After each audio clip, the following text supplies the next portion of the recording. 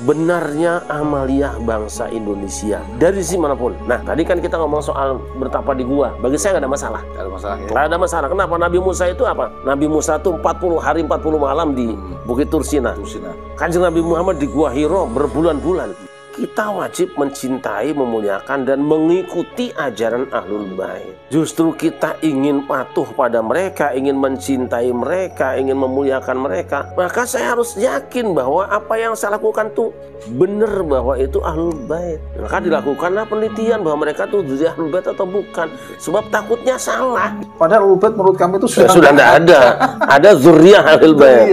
Mereka mengatakan Ahlul Bait. Bahkan saya ulangi lagi, maaf ya, Ketua Rabithah Alawiyah itu mengatakan dirinya adalah Ahlul Bait. Ini yang kadang-kadang menjadikan saya, mau sendiri saya Ahlul Bait ini, maksudnya ini itu satu, ilmunya juga bisa dijajaki sangat mudah. Sebab banyak sekali di antara mereka yang mendawirkan hadis-hadis palsu. Yang kedua, terus terjadi kekhilafan. Mereka berzina dengan istri tetangganya sendiri. Itu santri saya nanya.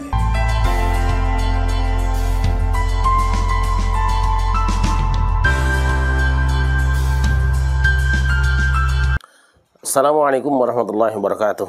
Waalaikumsalam warahmatullahi wabarakatuh. Alhamdulillahi haqqa hamdih. Wassalatu wassalamu ala sayyidina Muhammadin khairi ibadih. Wa ala alihi wa ashabihi wa man tabi'ahu min ba'dih. Rabbi syrah li sadri wa yassir li amri. Wahlul 'uqdatam min lisani yafqahu qawli. Subhanaka la ilma lana illa ma 'allamtana innaka antal alimul hakim. Amma ba'du.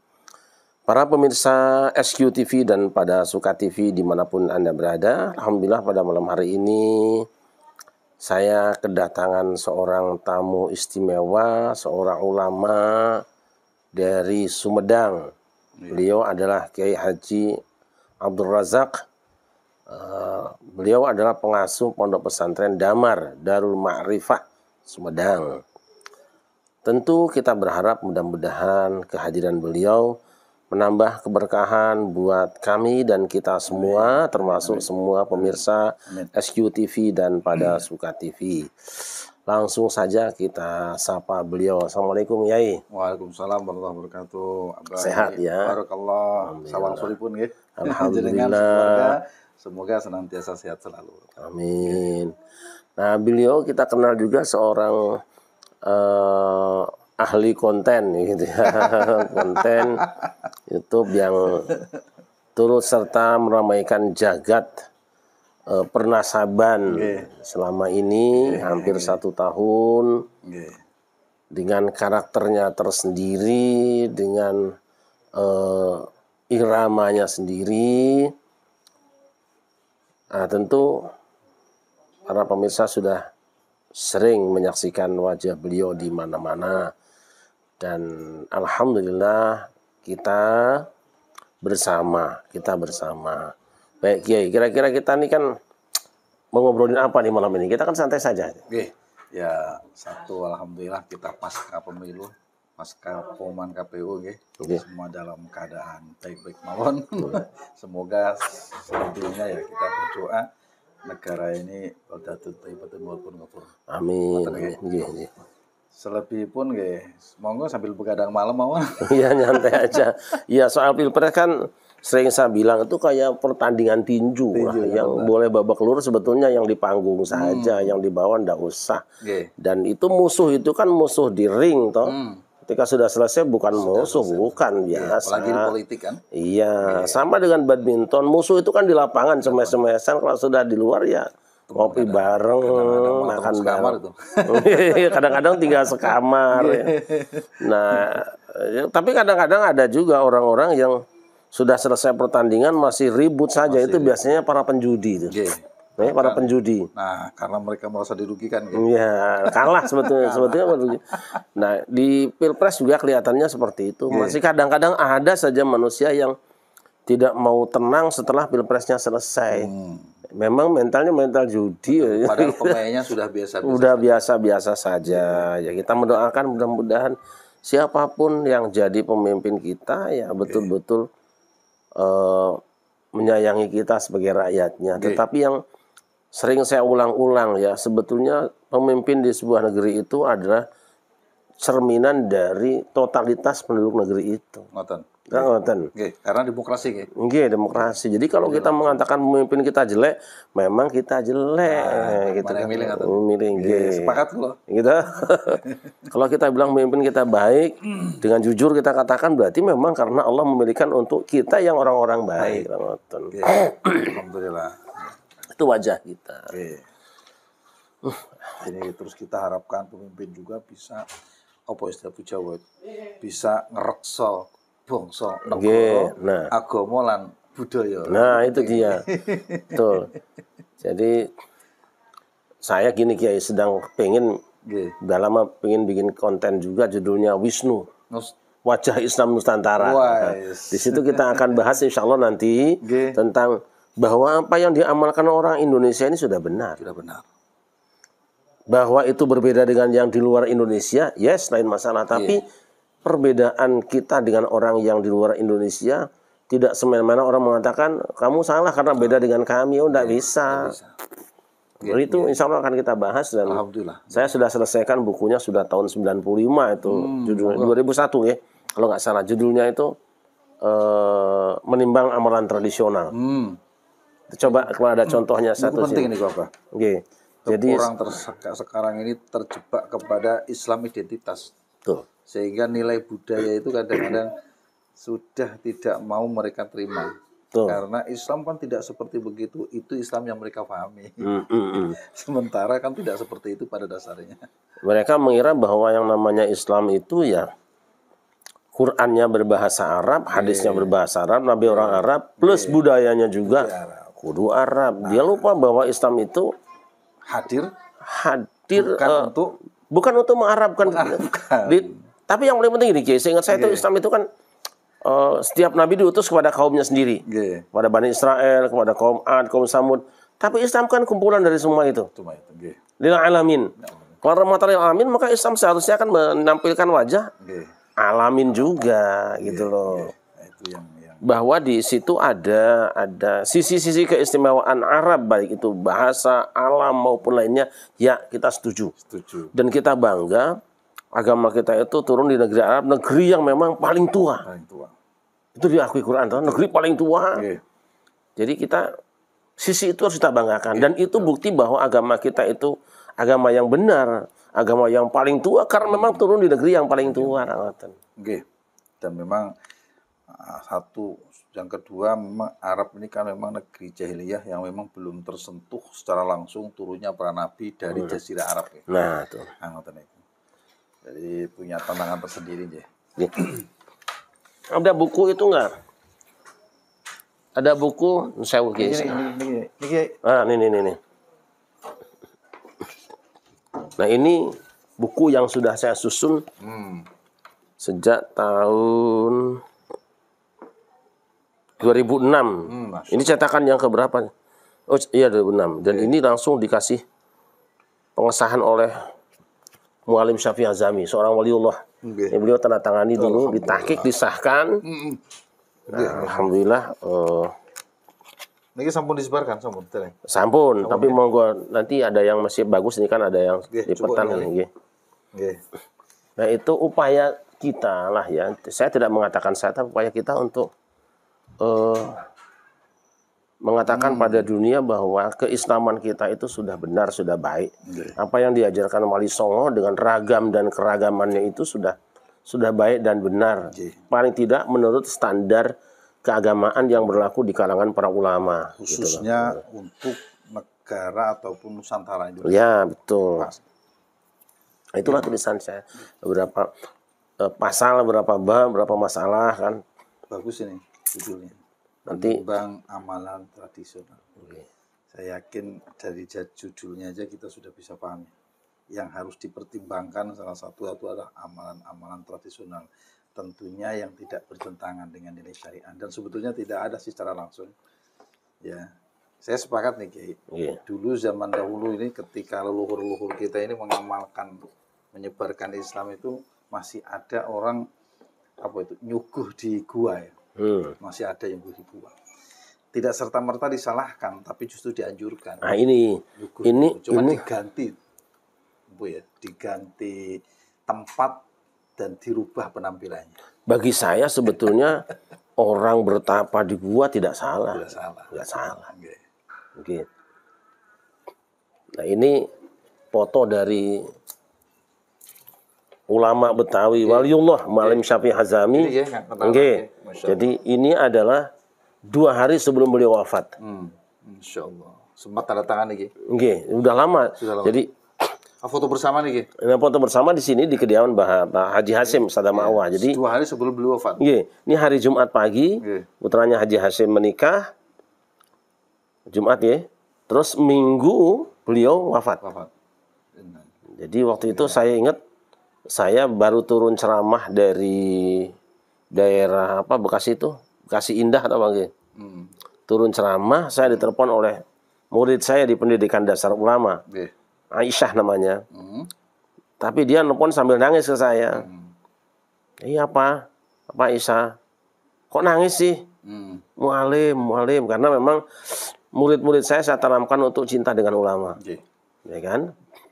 Saya adalah murid beliau lah, gitu, kan? Walaupun tidak ngaji tiap hari.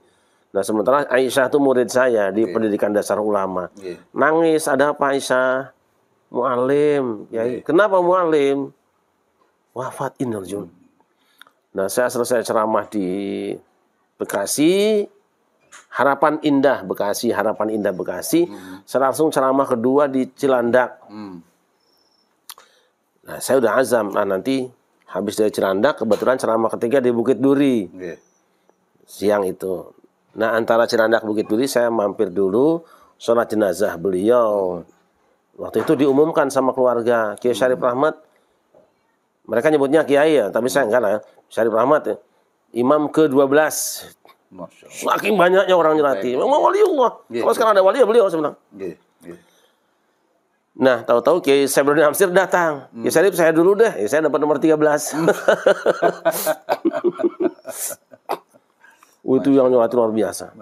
Dan kalau saya ditanya beliau wali, saya yakin. Karena apa? Syekh Mas'ud di Kawunganten Cilacap itu waktu saya akan berangkat ke Jakarta sudah dawuh. Itu bapak angkat saya. Syarif nanti Jakarta cari waliullah namanya Syekh Hazami. Dia nggak nyebut Syafi'i, namanya Hazami aja. Itu waliullah. Itu tahun berapa? Tahun 89-an apa? Kalau nggak salah ngomong itu 89-an. Nggak kebayang ya akan seperti begitu. Ketemu akhirnya. Bukan 89, 86 kalau nggak salahnya. Bukan. Iya betul, 86.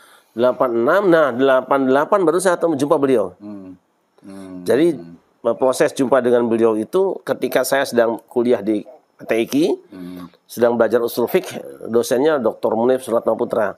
Terus ada mahasiswa orang tua yang jadi mustami, jadi bukan mahasiswa resmi. Mustami ikut pendengar itu. Bisik ke saya, namanya Pak Mustaqim, nggak tahu sekarang masih hidup atau enggak. Syarif itu Kiai Abdullah Syafi'i meninggal. Syafi'inya Inarjun. Di mana beliau? Di Saharjo. Saya pamit ke dosen, Pak dosen, saya izin pamit, saya mau mungkin orang gila itu. Lagi kuliah kok pamitan mau takziah. Saya juga sadar sekarang. Dosen saya juga orang hebat kan. Silakan enggak apa-apa. Saya izin, takut ketinggalan sholat jenazah. Sampai di sana di Masjid Al-Barkah, sholat jenazah pertama selesai, diumumkan imam jenazah, sholat jenazah kedua. Saya kan pas di belakang imam. Diumumkan Mualim Kiai Syafi'i Hazami. Lah ini yang saya cari sudah. Masya Allah itu kenangan pertama saya ketemu tuh. Ya itulah ya. Jadi kembali tadi ini beliau yang mengesahkan buku saya. Hampir semua tulisan saya, termasuk yang kunut nazilah juga beliau sahkan, itu beliau tanda tangani. Panjanglah cerita nanti kalau mau cerita panjang. Jadi saya kembali ke masalah rencana kita. Saya sangat ingin ada kajian atau bedah masalah tentang benarnya amaliyah bangsa Indonesia dari sisi manapun. Nah, tadi kan kita ngomong soal bertapa di gua. Bagi saya nggak ada masalah. Nggak ada masalah. Ya? Nggak ada masalah. Kenapa? Nabi Musa itu apa? Nabi Musa itu 40 hari 40 malam di Bukit Tursina. Kanjeng Nabi Muhammad di Gua Hiro berbulan-bulan. Mafi muskilah. At-tahannus ta'abudul layali. Karena apa? Karena kalau beribadah, berzikir, wiridan di masjid kan sekarang udah anu ya. Dengan Jadi apa yang dilakukan luhur kita sudah benar. Ya, tak? Sudah benar. Cuma masalahnya memang barangkali tadi Kiai bilang, ya kan, belum harus ngomong apa, harus nyebut siapa. Harus sebut siapa. Ya, begitu Islam datang, mafi muskilan aja. Apalagi ada hadis Nabi kan, orang yang akan selamat di akhir zaman itu apa? Marazulun mu'tazilun fi syai'in min asyabi ya'budu rabbah. Orang yang apa namanya? Mu'tazilun. Yang memencilkan diri di lembah-lembah bukit hanya untuk beribadah pada Tuhan, itu yang selamat itu.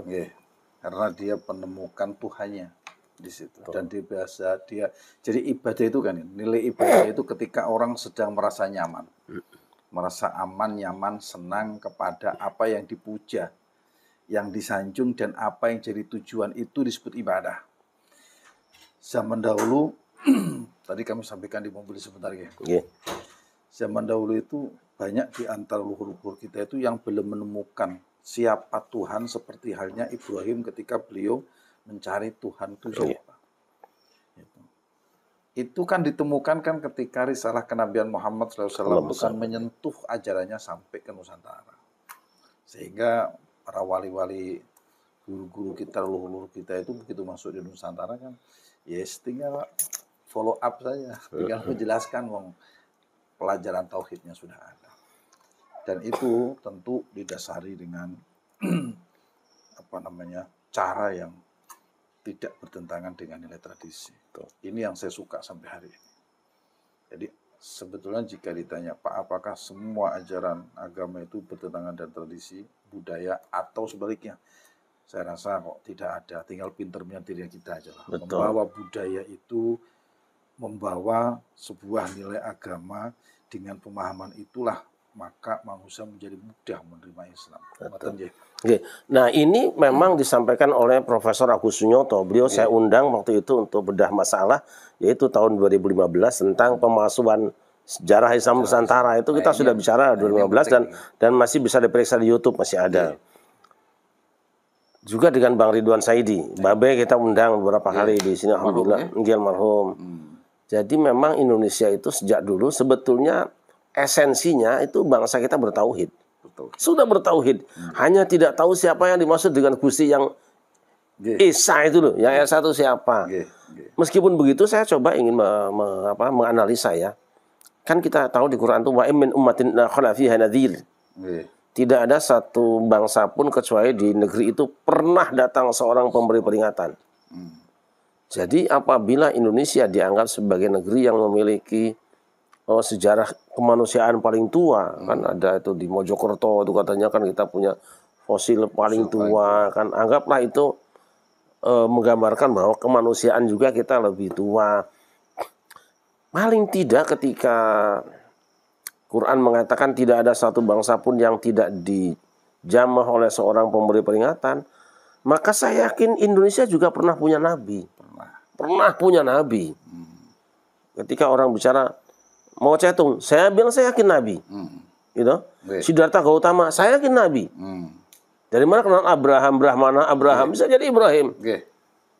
Hanya seiring pergantian waktu kemudian orang suci itu yang tadinya dipusti-pusti jadi digusti-gusti. Ya kan? Nah, yang tadinya cuma dipuji-puji jadi puja-puja. Itu kan saya kira perubahan, tapi asalnya adalah mereka itu nabi, gitu. Membawa ajaran tauhid. Betul. Maka saya yakin Indonesia itu kenapa kenal istilah Sunda Wiwitan, kan ada istilah ada makna, Islam Kejawen itu pasti sejarahnya sih ada tauhid di sini. Nah, ketika ada datang agama macam-macam kemudian berubah, tapi masih tersisa esensinya. Begitu datang Islam, menyala besar. Ya memang aslinya itu. Cepat perkembangannya. Ya luar biasa. Karena sudah didasari dengan pemahaman tauhid. Jadi animisme diemisme itu sebetulnya dalam rangka bentuk mereka mencari siapa sih Tuhan. Betul. Dianggapnya, ini pohon yang memiliki kekuatan magis. Di sini saya menemukan Tuhan. Karena tidak ada yang menyampaikan risalah kenabian sampai kepada jelasnya mereka harus menyembah Allah itu pada saat itu kan belum ada. Nah, ngomong-ngomong masalah itu, makanya saya Yai, saya sangat tersinggung ketika orang itu mencaci maki, melecehkan, barang menambahkan, menafikan budaya Nusantara yang sebelum mereka datang, budaya itu sudah ada. Sudah ada. Iya. Sekarang PR-nya harusnya kan dia hadir di sini, hormati budaya yang ada di sini. Kok merasa tidak nyaman dengan budaya di sini, bikin sebuah metode, bikin sebuah cara agar budaya itu bisa tergerus tapi pelan-pelan. Jangan terus disalahkan budaya. Tergerusnya itu bukan hilang, tapi dia masuk ke dalam dakwah dia. Artinya dia menjadikan dakwah adalah media dalam budaya, dalam dakwahnya. Nah, ini yang kita inginkan. Makanya ketika dulu ada orang yang mencak-mencak, ya, merasa tidak pas dengan budaya yang ada karena ini bukan tradisi Islam, dia belum begitu. Nah, ini pertama. Yang kedua, yang sangat membuat kami sangat tersinggung ketika mereka menafikan tentang leluhur-leluhur kita yang jelas-jelas ada. Duriahnya ada, prasastisnya ada, buktinya aja. Tapi kok dinafikan oleh mereka. Ya, ini. Monggo, kita masuk ke sana saja. Iya, kalau teman-teman kan kalau saya aslinya ya Kiai, aslinya itu tidak peduli saya mau dibilang anak siapa, tidak peduli. Putune sopo nggak ada urusan. Yang penting aku bahagia. Dan yang penting saya bisa membahagiakan orang lain, gitu aja. Nah, tetapi karena ini menyangkut kehormatan bangsa, sejarah-sejarah, dan salah satu sendi agama, dan salah satu sendi agama, maka dengan cara saya berbicara. Misalnya gini, ini kita mulai dari awal saja ya, Yai. Saya tidak pernah mau peduli dengan silsilah orang. Itu bukan urusan saya. Urusan kita. Itu asalnya. Mau ngaku siapa kek, terserah ngaku turunannya Brawijaya resiko tanggung sendiri. Tapi ketika sepakat. Tetapi ketika menyangkut sesuatu yang bersentuhan langsung dengan agama, yang berhubungan dengan selamat dan cilakanya kita, tidak boleh kita diam. Tidak boleh. Kan inti peninggalan Nabi itu 3, gitu? Quran, hadis, Ahlul Bait. Itu ketiga-tiganya diwasiatkan oleh Rasulullah, rawatan, gitu, jogoan, itu ikutin lah, pelihara, gitu. Nah ini, maka saya mengikuti konsep para ulama, Quran, hadis atau sunnah, Ahlul Bait. Saya kan tidak mau ketika mendapatkan bacaan itu yang katanya orang Quran padahal bukan. Saking bertebarannya bacaan Quran waktu itu, para ulama kemudian merumuskan metodologi untuk apa? Bukan meragukan Quran. Saya meragukan bahwa ini Quran apa bukan, itu sebetulnya. Itu para ulama teliti itu. Bacaan kayak gini. Coba diteliti. Apakah ini benar bacaan Quran atau bukan? Gak orang, sampean ulama kok meragukan Quran? Bukan meragukan Quran. Saya ragu ini Quran apa bukan? Nah, kemudian dibuatlah metodologi, lalu disimpulkanlah ada 7 qiraat, 7 bacaan. Kemudian oleh Ibnu Jazari jadi 10. Ada yang 14 itu ditolak karena tidak memenuhi persyaratan. Gitu. Nah, itulah. Dengan persyaratannya diteliti, dulu kan masih menggunakan tiga. Jadi alat seleksinya itu 3. Riwayat mutawatirah sesuai dengan bahasa Arab walaupun satu aja, dan Rasam Utsmani.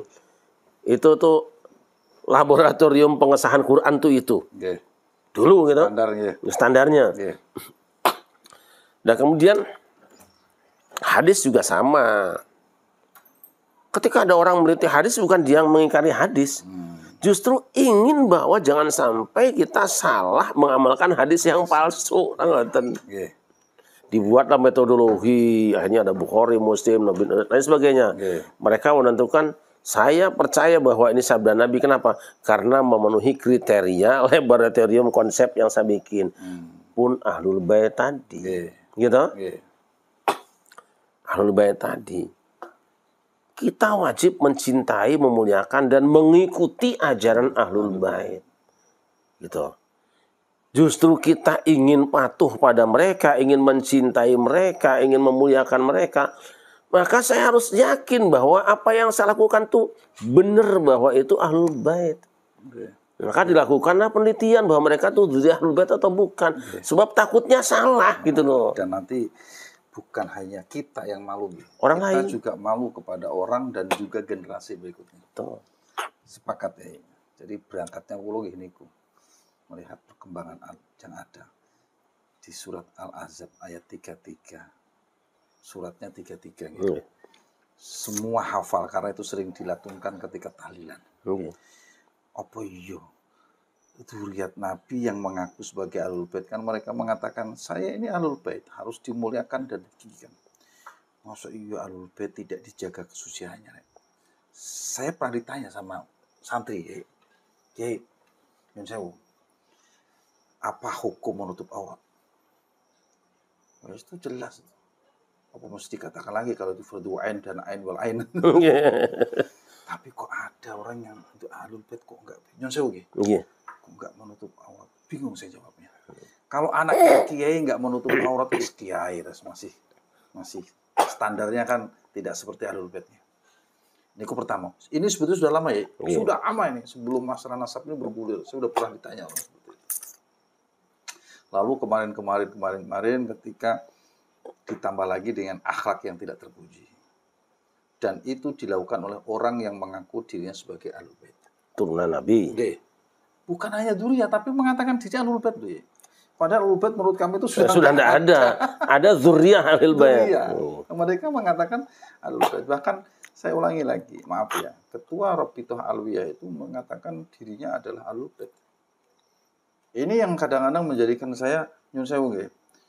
Malu sendiri saya, Ahlul Bait kok ngene rek. Maksudnya ngene iku satu, ilmunya juga bisa dijajaki sangat mudah. Sebab banyak sekali di antara mereka yang mendawirkan hadis-hadis palsu. Dan itu pernah kami sampaikan ya. Terus yang kedua, seandainya mereka ini, bukan seandainya sebetulnya, terus terjadilah kekhilafan. Mereka berzina dengan istri tetangganya sebelumnya. Nah, itu santri saya nanya ya. Kalau berzina itu dilakukan dengan sengaja gimana? Ya tuh, soalnya kamu tanyakan. Bukan, Kiai. Ini kan ada ulama yang melakukannya. Oh, itu khilaf, bukan khilaf, Kiai. Ini Ahlul Bait. Wah, itu bingung saya jawabnya. Inilah perlunya dilakukan penelusuran tentang gitu ya, ketegasan atau yang disebut dengan garis lurus ke atas supaya kita nanti tidak punya wirang oleh santri-santri kita. Karena sejelas yang mengaku dirinya Ahlul Bait itu Allah yang menjaga kesuciannya. Wa yutahhirukum tathira. Dan itu yang luar biasa dari para dzurriyyah Kanjeng Rasulullah Muhammad SAW. Oke, Kiai kan gini ya. 3 tuh. Kita punya kitab suci Al-Qur'an. Tentu sebagai seorang yang mengimani ingin pamer di hadapan orang lain. Dan ingin membuktikan bahwa kitabku lebih baik daripada kitabmu. Ayo, kita tunjukkan, kita kontes, konsep apanya? Kebanggaan tersebut. Kita bangga. Saya yakin bahwa kitab Quran adalah kitab yang paling suci. Kalau ada yang coba-coba mengatakan tidak suci, debat terbuka dengan saya. Saya berani mengatakan itu. Saya sudah hafalkan Quran, saya pelajari Quran, ya sebagian kecil saya amalkan Quran. Saya yakin betul tidak ada yang salah dalam Quran. Ketika Quran yang ini tidak ada yang salah, maka saya bisa buktikan pada orang lain bahwa ini adalah kitab terbaik. Saya bangga. Pun hadis. Ketika sebuah hadis atau Rasulullah itu orang yang kita banggakan, maka saya berani bercerita pada orang lain, manusia terbaik di dunia Muhammad SAW. Kalau ada orang yang coba-coba mengkritik beliau berhadapan dengan saya, anggapan Anda bahwa seorang Muhammad bin Abdullah itu pernah melakukan kesalahan, pasti Anda yang salah. Ayo kita buktikan. Sepakat itu. Kenapa? Bukti-buktinya ada. Pun yang disebut dengan Dzurriyyah Ahlul Bait. Saya tentu ingin bangga dong. Oke. Kita bangga. Jelas. Gitu. Saya bangga nih masih ada turunan Rasulullah. Oke. Karena hebat. Apa hebatnya? Pinter, Oke. soleh, Soleh, baik hati, baik hati, akhlak. tidak pernah maksiat. Oke. Saya akan banggakan itu pada orang lain. Oke. Loh, tapi kalau ada orang misalnya ngaku-ngaku saya di tubuh saya ada darah Rasulullah, tapi dia bikin diskotik, Oke. tapi dia narkoba, Oke. tapi dia jadi komunis. Maksud saya harus bangga. Weh, ini saya, ini buktinya nih. Lihat, tapi itu bikin diskotik. Oke. Orang mabok berzina di situ. Oke. Apa jawaban saya? Betul. Ini kan misal, kan? Oke. Ya, orang mencuri. Maksud saya bangga dengan pencuri? Oke, orang banyak berdusta. Bohong. Ya, nipu. Maksud saya kudu bangga, membanggakan ini loh. Kebanggaan saya, penipu. Yang bener aja. Itu sebetulnya maka kita periksa, berangkat dari situ. Makanya ketika orang bicara di sini bahwa orang-orang meneliti nasab orang itu dengan DNA dan buku-buku, saya tidak. Akhlak dan perilaku. Betul. Gampang banget. Sepakat nih. Nah, seperti itu. Jadi, tolong difahami. Dalam manuskrip kependudukan nasab, setelah kita kaji itu kan memang tidak terkonfirmasi yang ada itu. Bahkan kemarin ada 11 kitab nasab yang memang harus dijadikan perhatian para ahli nasab.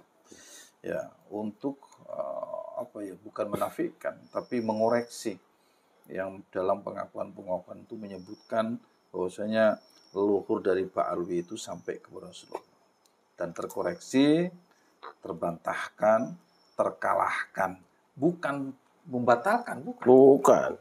Kita hanya garis lurus. Yang namanya ulama itu pasti garis lurus. Nggak ada ulama garis benjol-benjol.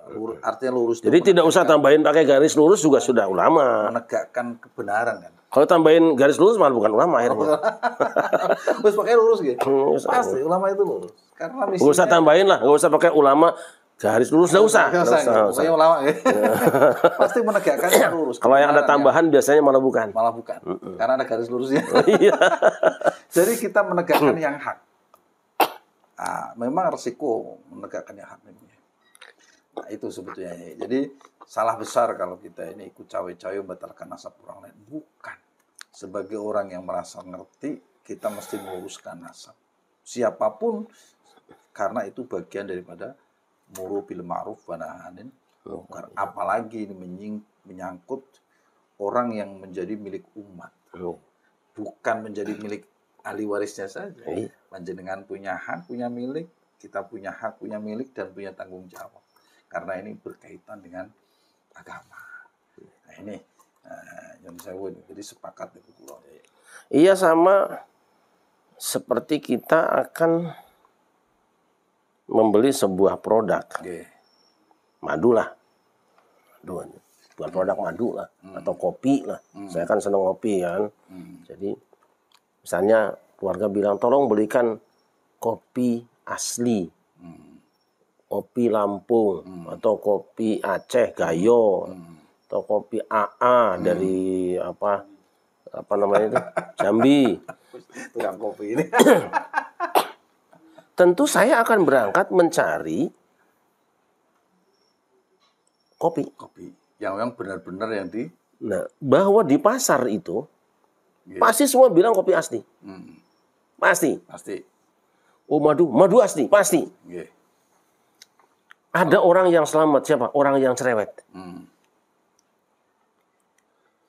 Begitu dibeli, dites. Wah, ini bukan kopi Liyong ini. Beda. Saya tukang kopi akan tahu. Kalau yang nggak tukang kopi, jangan ngomong. Jangan kemudian, wah fitnah itu. Nanti dulu, kalau sampean mau menuduh orang fitnah, sampai jadi tukang kopi dulu. Keliling dulu beberapa daerah. Kira-kira ini kopi Liyong, apa kopi Lampung, apa AA, apa kopi Gayo. Itu beda, apa kopi Yaman. Lain kan? Kalau Yaman ada nyerengnya itu biasanya. Itu. Juga madu. Saya pernah di Nusa Tenggara Barat dengan Guru Marzaini. Tuan Guru Mirza ini mengasuh pondok pesantren Al Mujahidin kalau tidak salah. Saya habis ceramah di sana. Tuan Guru, saya mau cari madu, diantar ke toko. Ini lah. Tuan Guru, bukan yang itu, yang asli. Baru keluarkan di bawah. Bayangkan kalau saya tidak bawa Tuan Guru, beli yang tadi sembarangan itu, begitu diminum, enak rasanya. bukannya sembuh penyakit malah kambuh. Nah, begitu juga dzurriyyah Ahlul Bait. Jadi jangan kemudian kalau orang yang masuk asli, jangan maksa. Yang barang itu pasti banyak penikmatnya, gitu loh. Nah, itu. Tapi kan kemudian diteliti. Begitu diuraikan di laboratorium, oh ternyata ini kadar airnya sekian, campur tapenya sekian. Orang awam nggak ngerti. Jadi kalau ada orang yang sedang meneliti itu, ikutin aja. Tapi kalau kamu ngayal yakin ya monggo. So, kamu kan percaya dengan kemasan aja. Nonton. Paham nih. Cuman saya berharap yang ngeyel-ngeyel begitu jangan serta-merta menyalahkan orang yang sedang mencari yang asli tadi. Iya. Biarkanlah yang asli tetap mencari. Ya, yang ngeyel-ngeyel tadi kalau sampean mau menikmati yang imitasi nggak apa-apa. Tapi jangan serta-merta menyalahkan yang asli. Yang sekarang terjadi itu Nyun Sewu, kembali ke masalah nasab. Orang itu tidak seberdapat dengan jenengan, tidak seberdapat dengan kita. Lalu yang terjadi adalah framingnya tak negatif. Mending kalau yang memframing ini adalah orang yang kita kritisi. Ini kadang-kadang sesama model kita.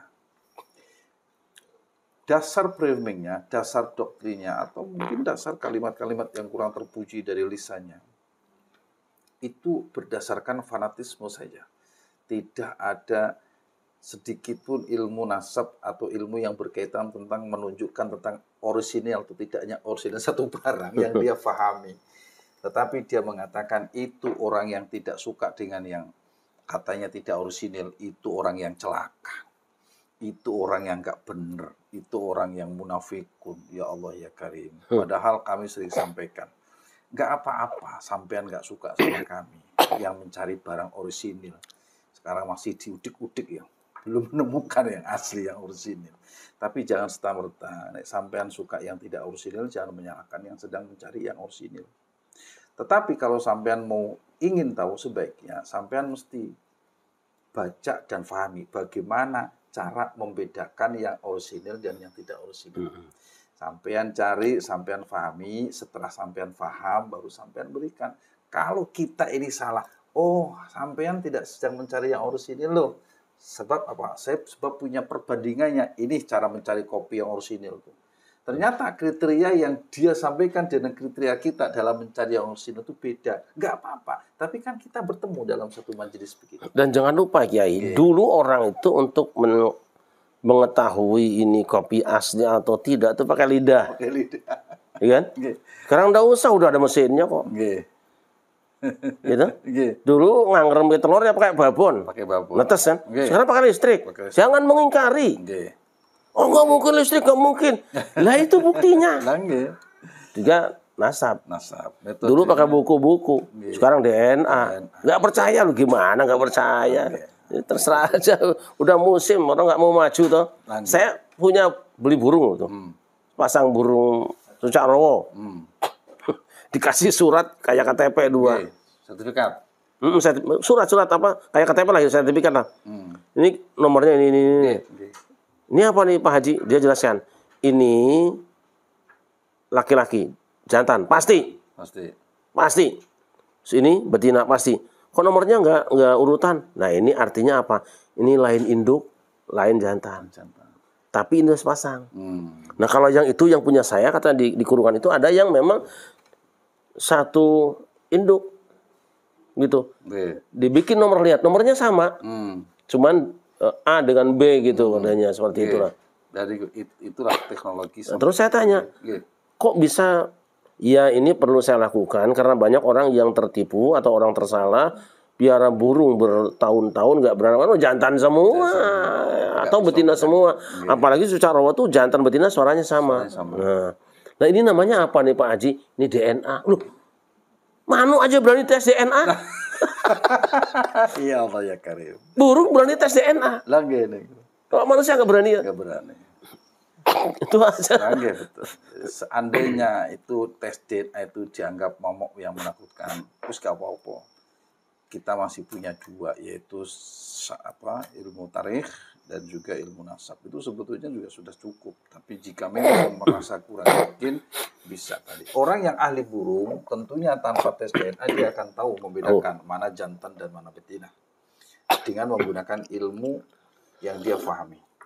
Orang yang sudah faks dengan ilmu nasab itu nggak terlalu sulit untuk menelusuri nasab seseorang nyampe atau tidak. Tapi kalau ada orang yang merasa dirinya kurang yakin atau kurang yakin dengan keasliannya, maka boleh kita menggunakan teknologi dong tahun 2024. Iya. Nah, salah satu bentuk teknologi itu adalah tes DNA itu kan nggak sulit. Dari air ludah aja bisa, rambut bisa, tetesan air mata nggak bisa. Iya, dan itu kan sebahagian kita sudah mengatakannya. Ya kan? Habib Rizik juga sudah setuju dia. Ya, betul. Bahwa memang salah satunya dengan rambut atau dengan itu. Kenapa harus diingkari sih? Kan gitu. Untuk menghentikan polemik, untuk meyakinkan kita. Kalau dengan cara-cara ini belum kita yakin, kan cara itu sebetulnya. Semuanya boleh dilakukan. Alhamdulillah. Nah itu kan. Itu sepakat ya. Dulu mobil saya tuh yang VW kombi. Kan biasa kita bengkel di sini-sini. Itu kalau periksa mobil itu dibunyikan terus dibuka satu persatu setel. Ada satu namanya Pak Ali itu di daerah apa tuh Cililitan kanan tuh daerah dekat apa Kalimalang kanan. Aneh dia itu. Untuk mengetahui penyakit mobil apa dihidupkan dia pakai alat dokter itu. Masya Allah. Ya, pakai alat dokter itu. Wah ini anunya benar itu. Oh ya Allah. Dan itu sama juga dengan yang lain kan mendeteksi badan kita kan pakai itu bisa. Bisa. Apa harus dibuka dulu perutnya kan enggak? Masuk kalau sekarang masih menggunakan pola lama di black dulu perutnya ya habis. Dan itulah sebuah keahlian. Dan itu harus diterima. Dan nyatanya kan setelah dicek kan memang benar penyakit di situ. Ya misalkan, wah ini oli berbet bisa kayak terus itu. Ya susah ya kalau kita berdebat dengan ahlinya. Tapi gini Kiai. 570 tahun lebih 5 abad setengah kosong Nabi Isa disebut anak Allah, anak Tuhan. Iya, Tuhan. Kan? Iya. Sudah sekian juta manusia yang percaya. Tiba-tiba datang Muhammad SAW.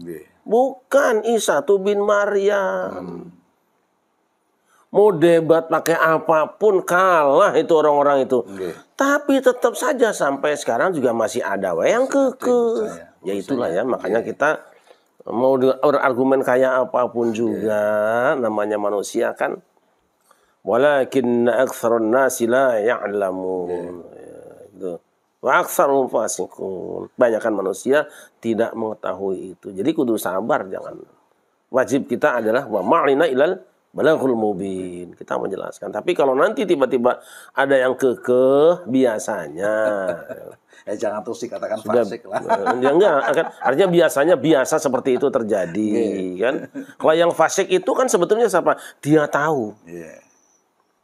Dia tahu tapi kekeh itu yang fasik. Dan kita tidak tahu yang mana yang fasik. Nah, itu. Yang saya khawatirkan kan begini, sebetulnya dia sudah merasa bahwasanya yang dia minum itu bukan kopi yang orisinil. Tapi dia untuk mengatakan atas kebodohannya dia membeli yang tidak orisinil itu akhirnya dia orisinil tak anggap orisinil ya. Sehingga dia ini dalam tanda kutip dia berdusta dengan kebenaran hatinya. Dengan dirinya. Ini yang bahaya. Ini yang sangat bahaya. Ya, ini yang hari ini kita obrolkan sambil begadang malam itu ya salah satunya itu. Bukan mau mengurusi, nggak terlalu penting lah orang lain bernasab kepada siapapun gitu. Ya. Tetapi karena ini menyangkut Kanjeng Rasulullah. Sehingga ya sampai malam begini ya salah satu topik pembicaranya ya begitu. Karena ini kita peduli. Siapapun boleh tidak sepakat dengan kita. Gitu. Tapi jangan serta-merta sebelum sampean faham tentang kebenaran yang pernah sampean fahami. Kalau kita bicara nasab ya setidaknya sampean mengerti sedikit saja tentang ilmu pernasaban. baru kemudian jenengan boleh menyalahkan kita. Kemarin tuh ngeten ya terjadi nih. Ada orang yang mengatakan ngeten. Dalam pidatonya saya pernah dengar ya. Saya pernah dengar kata beliau nih. Ada orang yang menafikan nasabnya para habaib. Dengerin semuanya pakai bahasa Sundanya. Lamun cek batur mah habaib ini dipersoalkan, dianggap batal, maka batal Islam di Nusantara ini. Wow, yang ngomong nyon sewu nggih. Abuya. Yes kiai sak diri kiai. Padahal aslinya Abuya itu karena orang Sumatera Barat ya. Nek wong kita yes kiai lah, orang Jawa. Saya habis pikir, iki wong pinter tapi gak paham tentang sejarah perkembangan dan masuknya Islam di Nusantara. Karena menurut saya, by faktual, by data menyebutkan, masuknya Islam di Nusantara itu gak ada hubungannya dengan bahan. Tidak ada hubungannya dengan Habib itu. Gak ada hubungannya dengan Habib. Lah kok beliau mengatakan begitu itu dasar hukumnya dari mana? Mau saya katakan, oh bener Kiai. Ternyata orang yang ahli nahwu dan ahli sorof tentang ahli fikih itu belum tentu dia ahli dalam ilmu aritmatika misalnya. Iya. Belum tentu dia ahli dalam ilmu astronomi misalnya. Berarti memang manusia itu hadir dengan kekurangan dan kelebihan masing-masing, walaupun sekelas Abuya sekalipun. Itu menunjukkan Yon Sewu ya, beliau kurang memahami tentang masalah nasab ini. Karena beliau katakan, saya dengar ada orang yang batalkan. Berarti kan dengar. Mestinya orang alim itu kan, Yon Sewu ya, kita pakai bahasa yang enak saja. Orang yang membicarakan terhadap apa yang dia dengar tanpa melakukan konfrontasi, apa istilah tabayun ya? Tabayun ya, cukuplah dia dianggap sebagai orang dusta. Hadul kadzibin. Loh apa iya Abuya dikatakan itu? Harusnya dia kan konfirmasi. Apa benar? Coba aku tak melihat dan tak membaca kajian-kajian yang dalam hal ini memang pernah dilakukan oleh Kiai Matuddin. Kita tidak menafikan itu. Dibaca. Apa sih yang disajikan Kiai Matuddin dalam tesisnya kalau bahasa menteranya ya. Ini. Nah, lalu dia fahami, lalu dia bandingkan dengan ilmu atau kitab-kitab nasab yang ada. Mestinya kalau orang alim kan namanya juga alim. Terus ternyata dia menemukan keganjilan di dalamnya. Atau ternyata dia menemukan sesuatu yang kurang sesuai di dalamnya. Baru kemudian beliau berkomentar. Komentarnya atas dasar ilmu. Tapi kalau orang komentarnya atas dasar nafsu, cek beja, maka ini tentunya bukan komentarnya orang yang ahli. Ngaten nggih? Saya akan mengutip dari kitab At-Tadhkirah karya Al-Qurtubi ini. Su'ilal Imam Ali karramallahu wajhahu ayyumkinu ayyajtami'a Az-Zubair wa Tuhama 'Aisyah 'ala al-batil? Nanti jangan dituding Syiah, saya baca. Ini mazhabnya Imam Qurtubi itu mazhabnya Maliki. Imam Ali ditanya, mungkinkah sahabat ini, dan ini nggak akan saya sebut namanya, tadi sudah bahasa Arabnya, bersepakat untuk melakukan perbuatan batil. Fa'ajaba alimul ummati ba'da nabiyha biqali annaka lamalbusun alaik. Annal haqqa wal batila la yu'rafani ba'da rijal. A'rifil haqq ta'rif ahlah. Ma'arifil batil ta'rif ahlah. Mama a'rifu jawaban muskitan haqqan arwa min hadzal jawab. Nah itu ya. Jadi memang selamanya nggak mungkin bersatu ya. Apa mungkin ada orang ini melakukan ini. Loh, Anda itu tertipu. Jadi apa kata tadi? Bagi yang punya kitabnya, At-Tadhkirah fi Ahwal al-Mauta wal Ma'arah, akhir halaman 732. Terakhir. Ini saya kadang-kadang ingat gitu aja. Kan?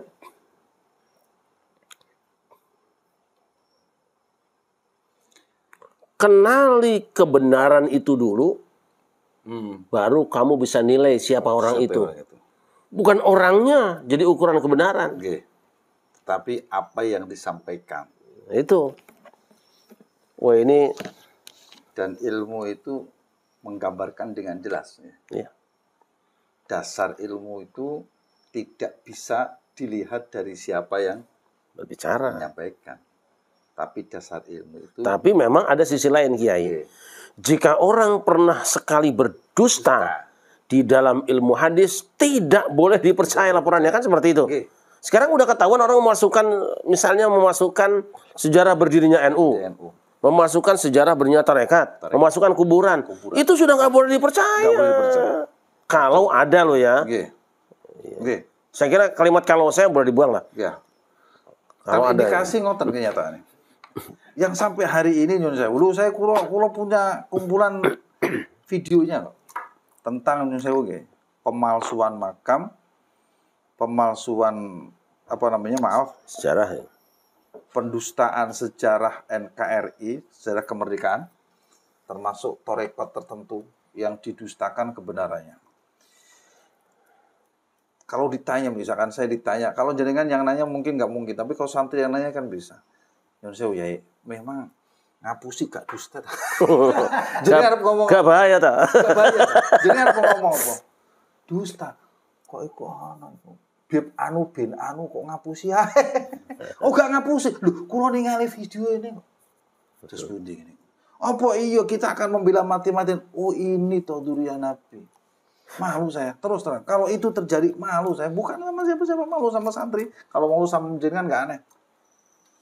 Wong kula pernah ditanya niku masalah zina niku nyun sewu ya Allah. Ya Allah sak karepmu lah. Itu yang menarik itu.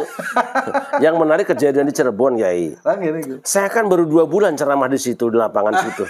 Tempat niku. Ya makanya si korban itu keluarganya ya kontak saya.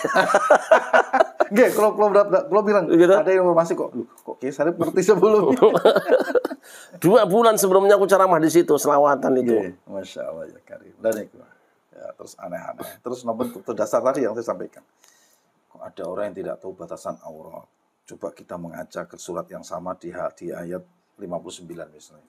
Tentang bagaimana Rasulullah ini tidak hanya sekedar menganjurkan, tapi memerintahkan kepada duriannya dan umat untuk menutup aurat. Lu kok ono sih? Si ngaku durian Nabi nyun sewu ini bukan sarah ini kan hanya cerita nih. Itulah kemudian muncul keberanian seseorang untuk menelisik tegak lurusnya sebuah kebenaran. Ya, jadi kembali kalau saya itu tidak akan menilai orang dari penelitian nasab, walaupun kitab nasab saya komplit lah ada insya Allah yang 10-20 mah ada kali itu. Tidak mikirin Ini Masya Allah saya kagum nih ke tempat Kiai Sarip ini. Baik silsilah yang dari kitab-kitab cetak maupun silsilah yang ditulis oleh manuskrip keluarga ada kan namanya bangsa Indonesia kan rajin nulis dari Raja terus sejarah kan tulis tangan John Baula. Tapi saya tidak terlalu konsentrasi ke sana. Saya lebih konsentrasi pada perilaku, perilaku niku. Gak mungkin suara anjing mengeong-mengeong. Iya. Ya gitu loh. Ya tapi kita sebaliknya. Kalau saya berulang-ulang menyampaikan ini. Kalau orang-orang macam Profesor Dr. Quraish Shihab, nggak usah ngaku, aku yakin. Nggak usah ngaku. Seandainya beliau tidak zuriyah Nabi juga, tetap kita muliakan. Katakanlah ada orang bahwa di hati saya itu beliau pasti zuriyah. Ada keyakinan. Karena apa? Kealimannya, kearifannya, kesalehannya, manfaatnya. Saya berulang kali nyampaikan itu. Dan saya muridnya kan. Saya tahu persis. Saya muridnya, dia guru saya. Kalau Pak Quraish Shihab, nggak usah disebut ada kata Shihabnya. Kalau itu marga Dzurriyyah misalnya kan. Betul. Ganti aja namanya siapa kayak. Saya tetap akan menduga bahwa beliau itu Dzurriyyah Rasul. Betul. Gitu loh. Udah melengket itu. Iya. Seandainya enggak pun memang ya orang alim. Nah itu. Bayangkan. Katakanlah orang semacam beliau gitu kan. Mengaku gak usah ditawar. Gak usah ditawar aku cucu Rasul. Gak usah ditawar aku percaya. Gak usah ngaku juga. Aku udah percaya. Sama kasusnya seperti kemarin. Ketika saya ketemu sama Said Aqil Munawar. Ya, orangnya alim, pinter, termasuknya dalam tanda kutip beliau orangnya yang hayyidin lain nusalin. Jadi orangnya itu DPDP kalau bahasa Sundanya itu Akhlaknya luar biasa. Nah itu juga guru saya. Ngoten. Bertahun-tahun saya ngaji belajar dengan Beliau. Kiai Sa'id Munawar. Termasuk Kiai Imaduddin. Iya. Itu murid beliau juga. Sama-sama di S2 IIKI. Jadi saya belajar dengan Kiai dengan Profesor Agil Al-Munawar itu Sayyid ya, bukan Habib ya. Itu di PT IKI. Sejak beliau baru pulang ke Indonesia. Kemudian di Pendidikan Kader Ulama DKI. Pendidikan Kader Ulama Pusat. IIKI. Apa itu? Institut Ilmu Al-Quran. Ilmu Al-Quran. Dia ngajar saya. Nggih. Alim. Soleh. Tawadu. Nggih, betul. Saya aja merasa tersanjung nih bersama Itu. dengan beliau. Wah, yang seperti begini mah nggak usah ngaku-ngaku lah. Bayangkan saya datang. Seandainya enggak juga saya anggap itu. Saya datang ke kediaman beliau kan. Nggih. Mengundang acara nikahan anak saya yang ketiga kemarin. Nggih. Saya sowan sana. Beliau lagi pakai baju toga.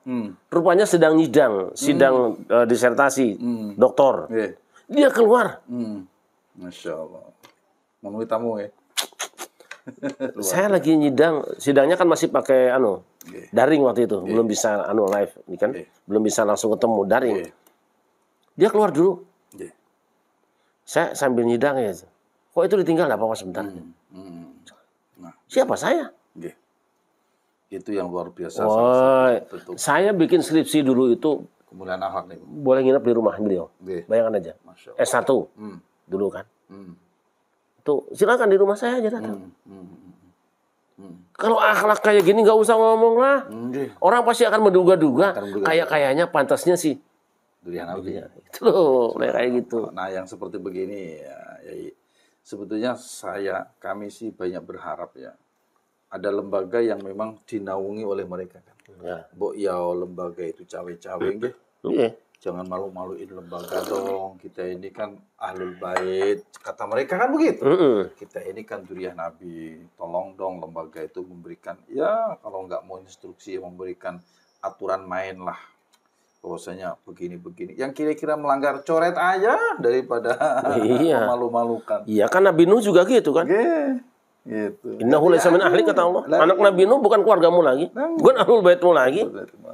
Amalnya tidak Itu baik. saja. Mestinya sih saya berharap begitu. Makanya memang sebetulnya obrolan ini bukan untuk pribadi si A, si B ya. Nah. Sebetulnya lebih banyak kepada mestinya organisasi itu memberikan koreksi kepada orang-orang yang ada di bawahnya.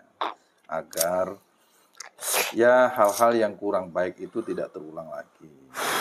Kan asbabul wurudnya peristiwa ini kan kata panjenengan salah satunya ketika saya aneh melihat akhlaknya orang yang mengaku Iya. gitu ya. Berangkatnya kan dari situ. Nah, kita berharap ini. Dan ini menurut saya ya kan Oke. penting saya sampaikan kepada pemirsa semua. Oke. Saya tidak pernah ngaku turunan siapa. Oke. Jadi kalau ada orang-orang yang terus mengatakan Syarif Ahmad duriannya anu-anu, mohon maaf ya, itu bukan dari saya, bukan dari saya.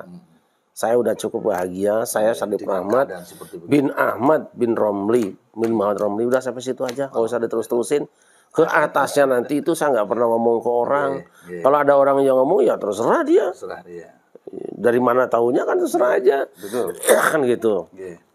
Tapi bahwasanya kita memiliki nasab itu tidak bisa dipungkiri. Iya, namanya Kita manusia tidak- kok. Namanya manusia, kita tidak lahir dari batu kan. Sepakat nih Abah Yai, sepakat ya.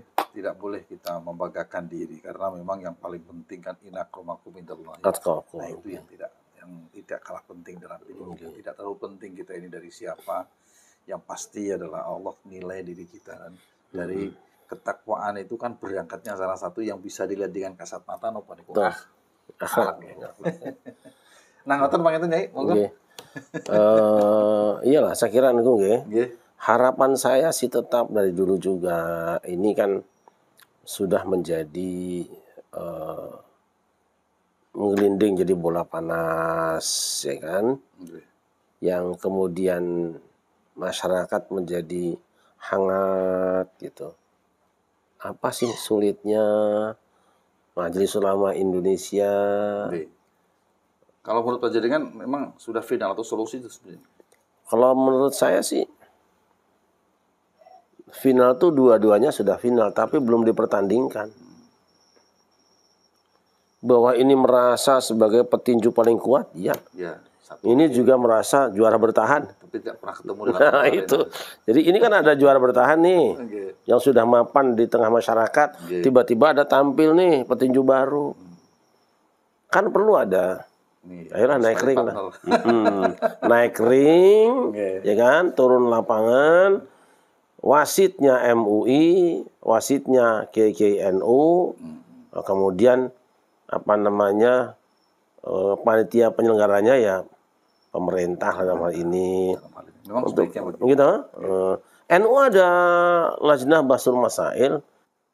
Masa sih yang diomongin cuman kapan puasa, kapan lebaran terus dunia udah mau kiamat masih ribut soal ru'yat hisab. Ini loh. Ini masalah serius. Masalah serius ini. Bagi kami ini serius. Kalau nggak serius, nggak mungkin malam-malam kita membicarakan seperti begini. Penting, betul ini penting. Karena ini menyangkut tentang bukan kemaslahatan, tapi keselamatan. Betul. Kalau kemaslahatan sih ada pilihan. Kalau keselamatan kan nggak ada pilihan. Cuma dua. Kalau nggak selamat, celaka. Iya.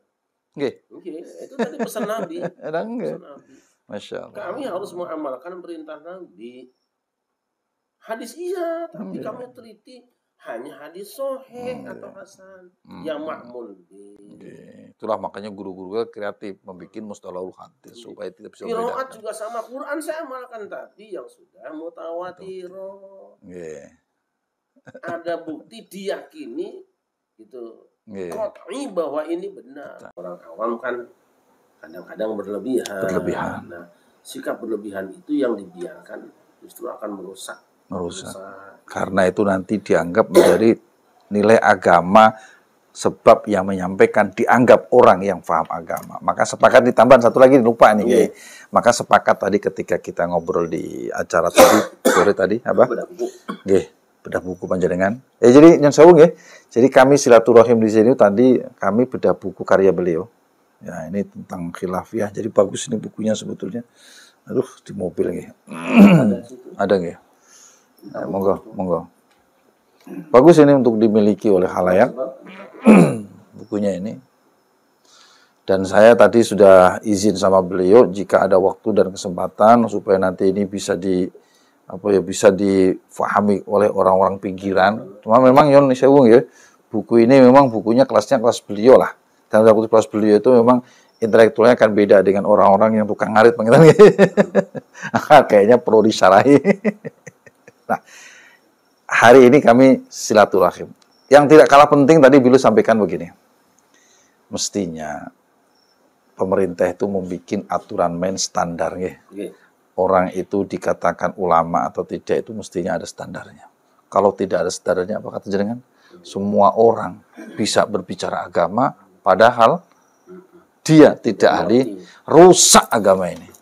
Dulu ketika kami diseleksi masuk pendidikan kader ulama, itu kan sarjana Islam S1 ada 500 peserta dites. Yang mengetesnya beliau, yang ngetes saya itu Maulid Syafi'i Azami. Nah, selesai kemudian diumumkan, kita dididik selama 3,5 tahun ya, 3,5 dengan dosen-dosen pilihan, alhamdulillah. Itu beliau menyampaikan sambutannya begini diantaranya. Ada usulan sejumlah elemen masyarakat agar supaya ulama atau kiai itu ada sertifikatnya. Ada penjelasan dari MUI, tapi kami berpikir begini, namanya sebutan kiai atau ustadz itu kan masyarakat yang asli. Memang betul, tidak salah itu ya. Benar ya. Nah, belakangan itu mencuat kembali. Tapi kan ini juga tuntutan masyarakat. Gitu kan. Sampai-sampai saya kebetulan bikin wadah namanya Idaman. Apa itu? Ikatan Dai Media Nusantara. Saya ketua umumnya. Gagah ini. Ikatan Dai Media Nusantara. Media. Jadi dai di media nggih? Nggih. Alhamdulillah. Kita kumpulkan waktu itu di Hotel Borobudur apa itu. Kumpul. Nah, salah satu usulan saya begini. Kebetulan Profesor Nasruddin Umar kita minta jadi penasehatnya. Kita sampaikan di forum, kita akan meminta ngaji kepada para ulama yang sepuh-sepuh. Ada Profesor Syihab, Daki Ma'ruf Amin, dan Daki Aliafi waktu itu. Kita ngaji lagi lah untuk menambah ilmu kita yang masih sedikit ini, supaya bertanggung jawab gitu. Jawab ilmunya.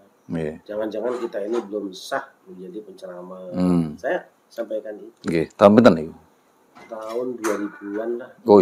Ya Allah ya Karim, udah cukup itu lama. Ada fotonya Pak Nasar. Untuk nantikan saya jadi ketua umumnya. Niko. Bukan yang pada suka ya, yang idaman. Ini bukan tadi. Yang idaman. Itu saking saya kepengen bahwa diperbaikilah kekurangan kita. Kekurangan saya khususnya, karena ya banyak orang-orang yang layak tapi nggak pernah diundang ceramah. Saya diundang kan itu sadar sendiri kita kan. Sebenarnya kan apa sudah pantas apa belum. Oh itu dia tuh di atas fotonya tuh. Itu Idaman, Ikatan DI Media Nusantara itu. Ya Allah ya Karim, tahun 2000-an awal tahun 2000-an.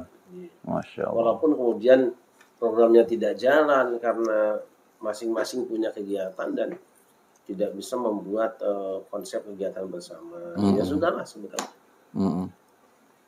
Nah itu keinginan saya untuk ngaji. Sepakat nih. Supaya ilmu orang-orang yang kita tidak punya kan lebih banyak. Kita ini kan sedikit saja.